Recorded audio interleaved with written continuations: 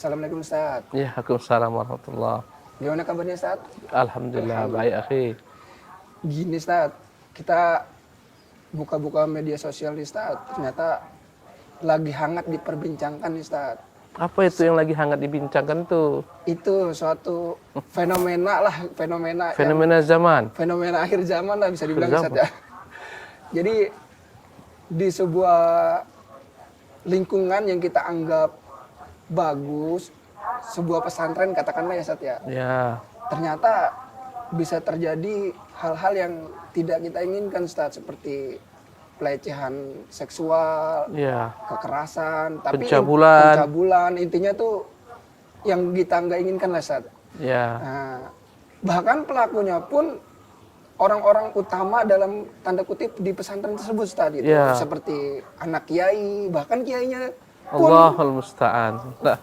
bahkan kiainya pun di suatu kasus pernah gitu melakukan Kiainya yang melakukan perbuatan pencabulan, pencabulan itu pelecehan seksual kepada kepada santriwati ya Sat ya. ya. Bukan santriwati. Nah, kira-kira nih Ustaz, kita sebagai masyarakat tuh apa ya gitu Ustaz yang harus Kenapa bisa terjadi ini? kenapa bisa terjadi dan apa yang Ya, kita baik. lakukan ke depannya gitu Ustaz? Ya, bismillah, alhamdulillah, ba'du. Yang namanya kemaksiatan itu bisa terjadi dimanapun. Nah, Ya, di Mekah saja pun bisa terjadi. Karena itulah Allah mengatakan innal ardha la tuqaddisul ashkhas. Bumi tak bisa mensucikan manusia. Yang mensucikan seorang itu adalah amalannya. Ya, cuma ini menjadi besar gaungnya karena masyarakat menganggap ini tempat yang baik loh. Betul. Ya. Dan tentunya semakin terjadi penyimpangan-penyimpangan, kezaliman di tempat yang Allah muliakan, utamakan, semakin besar dosanya. Karena itulah tak sama berbuat maksiat di Mekah dengan di luar Mekah. Ya, tak sama orang berbuat maksiat di lingkungan yang agamis. Di sana ada masjid, di sana ada dibacakan kalamullah. Mereka buat di sana mereka buat di sana maksiat. Andai kata kemaksiatan yang terjadi di tempat-tempat di luar itu, Kabin gitu di Ustaz, sarang-sarang pelacuran, ini namanya maksiat. Ini di tempat semacam ini, itu yang membuat manusia, masyarakat merasa tak nyaman. Tuh. Ya, kenapa bisa terjadi yang namanya hawa nafsu? Ya, berperan di sini an-nafsul ammarah bisu, jiwa yang selalu memerintahkan kepada keburukan ini. Ini adalah hal yang mungkin bisa saja menghinggapi setiap orang. Ya, gejolak seksual yang menyimpang, syahwat, itu adalah merupakan hal yang boleh saja setiap orang terkena musibah ini. Ya, dia tak memandang yang namanya kiai, tak memandang yang namanya ustadz, santri, anak kiai tak memandang. Namanya syaitan itu tidak pernah dia berhenti untuk berusaha menyesatkan manusia, menggoda manusia. Ya, bahkan oleh karena itulah kita dapati daripada perkataan para ulama-ulama dahulu. Ya, misalnya kata Atta, aku nih kata Atta, kalau disuruh menjaga harta, aku jamin aku ini selamat ini. Tapi jangan suruh aku jaga budak perempuan, walaupun ini budak kulit hitam, aku tak merasa jamin selamat untuk menjaganya. Kenapa? Ini syahwat. Dan ini adalah merupakan ujian besar. Ya, sebagaimana kata Nabi kita yang mulia SAW, tak pernah aku tinggalkan ada fitnah lebih besar bagi kaum pria daripada fitnah wanita. Ya, maka ya sebagaimana antum tadi tanyakan, mengapa hal ini mungkin bisa terjadi? Jawabannya iya, karena tidak menjaga batasan-batasan syariat dalam bermuamalah antara laki-laki dan perempuan. Ya. Terus yang kita lakukan ke depannya gitu Ustaz, bagaimana Ustaz biar hal-hal ini tuh Ya, nggak tentunya terjadi kita jaga batasan-batasan agama. Tengok kisah dalam yang dimuat dalam tafsir-tafsir tentang ahli ibadah bersisa. Ya, akhirnya menzinahi anak gadis. Ketika anak gadis tersebut hamil, dia akhiri hidupnya, dia bunuh dengan semua yang terdapat dalam perutnya, kandungannya. Padahal ahli ibadah Bani Israel. Kenapa? Karena dia tidak menjaga batasan-batasan syariat dan setan selalu menggoda. Ya. Tahu kisah bersisa enggak antum? Nggak tahu Ustaz. Nah, Ustaz kasih tahu nih ya. Jadi bersisa itu dianggap ahli ibadah yang paling taat beragama Bani Israel. di Bani Israel. Jadi dahulu kala itu ada 2 atau 3 orang kakak beradik, punya seorang adik perempuan, putri. Mereka tuh mau pergi safar untuk waktu yang mungkin lumayan lama. Mereka kebingungan kepada siapa adik ini dititipkan. Akhirnya sepakatlah mereka ketitipkan kepada orang yang paling amanah. Dialah Barsisa. Datang mereka, Barsisa. Ini adik kami, tolong terima. Ya, kau jaga dia, nanti sampai kami pulang kami jemput kembali. Kata Barsisa, jangan, aku tak mau. Dia berusaha minta, kata mereka, engkau orang yang paling amanah, engkau orang kami percaya. Dia katakan kalau begitu buatkan untuknya tempat. Ya, di samping tempatku dibuatlah rumah di samping rumah Barsisa.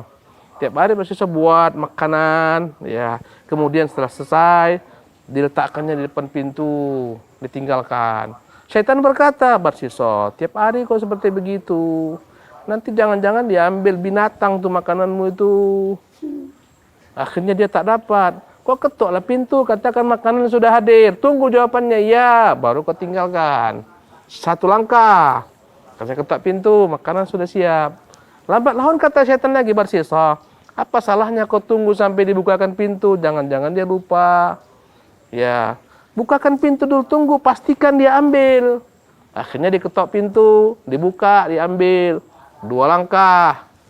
Lambat laun kata syaitan Barsisa, tak mengapa aku ucapkan kepadanya salam, sejumlah perkataan, kesian dia sendiri, kau sendiri.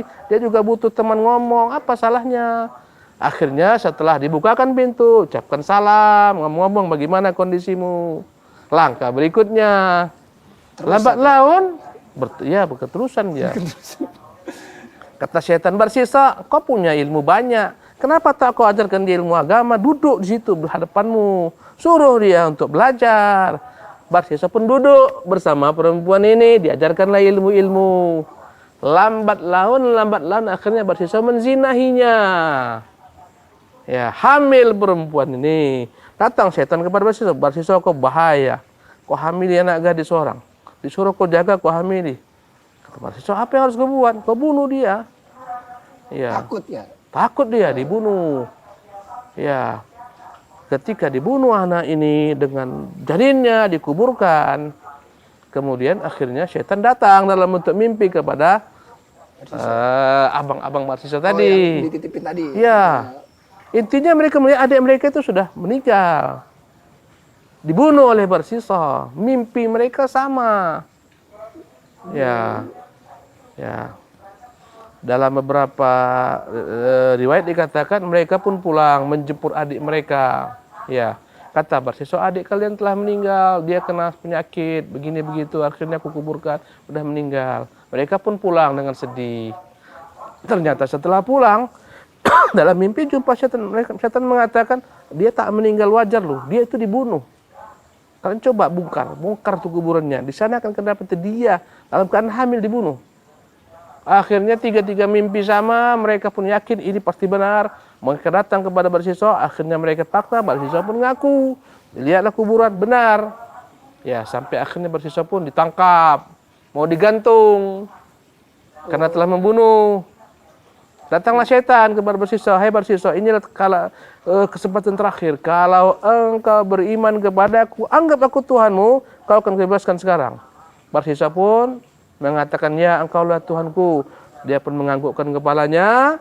Kemudian akhirnya setan tertawa, dia pun digantung, mati dalam keadaan kafir. Akhir yang buruk. Muncullah ayat, turunlah ayat. Kama matsali syaitan idz qala lil insani kfur. Bagaikan perumpamaan syaitan ketika berkata kepada manusia kafirlah. Falamma kafara qala inni bari'un minka. Tatkala dia kafir, syaitan berkata, aku lepas daripadamu. Maksud kita, ini kisah menunjukkan bahwasanya orang ahli ibadah Barsisa pun akan tergelincir. Kenapa? Karena tak menjaga batasan syariat. Yang namanya perempuan selama itu bukan mahrammu, kau jangan sembarang berhubungan, berinteraksi dengan bermudah-mudahan. Kata Nabi SAW, iyyakum waddukhul 'alan nisa. Jangan kalian masuk-masuk ke tempat wanita. Maka pesantren-pesantren yang baik itu perempuan laki-laki dipisah. Interaksi antara sang kiai, antara sang guru dengan murid-murid dibatasi. Kalau perlu pengajarnya itu perempuan-perempuan di saat itu. Andai kata bisa perempuan-perempuan, andai kata tak bisa harus laki-laki, ya mereka disuruh mungkin di belakang hijab atau mereka pakai hijab, pakai cadar. Ada batasannya. Ada batasannya. Dan tentunya tak boleh sembarangan santri-santri putri cium tangan sang kiai. Kiai. Nabi itu orang paling mulia loh. Nabi tak pernah bersentuhan tangan dengan wanita. Kata Ibunda Aisyah, "Ma massad kaffu Rasulillah imra'atan la tahillahu." Qat. Nabi tak pernah tangannya menyentuh tangan wanita. Ya, ini kan kiai Ustaz, nggak mungkin dia. Siapa bilang tak mungkin? Syaitan tak melihat kiai itu bukan kiai.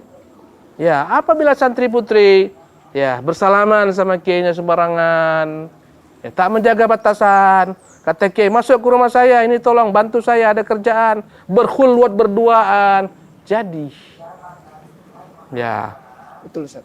tak menjaga batasan syariat. Kita saja dalam agama kita disuruh untuk menundukkan pandangan. Qulil mu'minina yaghuddu min absarihim, katakan Muhammad kepada orang-orang mukmin hendaklah mereka menundukkan pandangan menatap mereka. Yaghuddu min absarihim wa yahfadhu furujahum, menjaga kemaluan mereka. Dzalika azkalahum, itu lebih suci bagi mereka. Ya, apabila mata jelalatan, tak menundukkan pandangan, kemudian interaksi bebas, sang kiai bebas atau guru bebas membawa murid-murid ke sembarang tempat, apalagi berduaan berkhulwat, tunggulah kiamat dunia.